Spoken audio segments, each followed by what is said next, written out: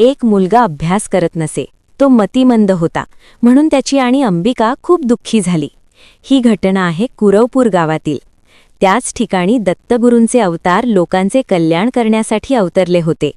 श्रीपाद श्रीवल्लभ यांची महिमा त्यांना अंबिकेने आपल्या मुलाची व्यथा सांगितली. ते ऐकून श्रीगुरू कळवळले. ते तिला म्हणाले, बाई, प्रत्येक शनिवारी प्रदोष समयी शंकराची भावभक्तीने पूजा कर. या व्रतरूपी शिवाराधनेने तुझे कल्याण होईल.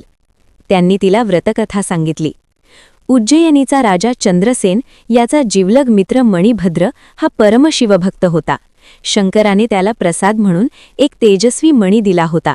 त्याचा दिव्य प्रकाश पडताच लोखंडाचेच नव्हे तर पाषाणाचेही सुवर्ण होत असे. राजा व मणिभद्र दोघेही तो मणी गळ्यात धारण करीत असत. तो मणी मिळविण्यासाठी अनेक राजे प्रयत्नशील होते. त्यांनी उज्जयिनीवर एकत्रित आक्रमण करून नगराला वेढा दिला. त्याला पुत्रपौत्रादी सर्व सौख्य लाभले. गुरुकृपेने त्याचे कल्याण झाले. महादेवाने निर्माण केलेल्या त्या शिवमंदिराची दिव्य प्रभा पाहून लोकांना सूर्योदय झाला असेच वाटले. त्यांनी खूप गर्दी केली. चंद्रसेनही तेथे आला. हे वृत्त समजताच शत्रू राजांची मने पालटली. त्यांनी चंद्रसेनाशी सख्य केले. ते अद्वितीय शिवालय पाहून त्या सर्व राजांना अपार धन्यता वाटली. श्रीगुरु श्रीपादांनी अंबिकेला शनिवारी प्रदोषकाळी शिवपूजन केल्याने काय सद्भाग्य प्राप्त होते ते पटवून दिले. तिच्या पुत्राच्या मस्तकी आपला वरदहस्त ठेवला.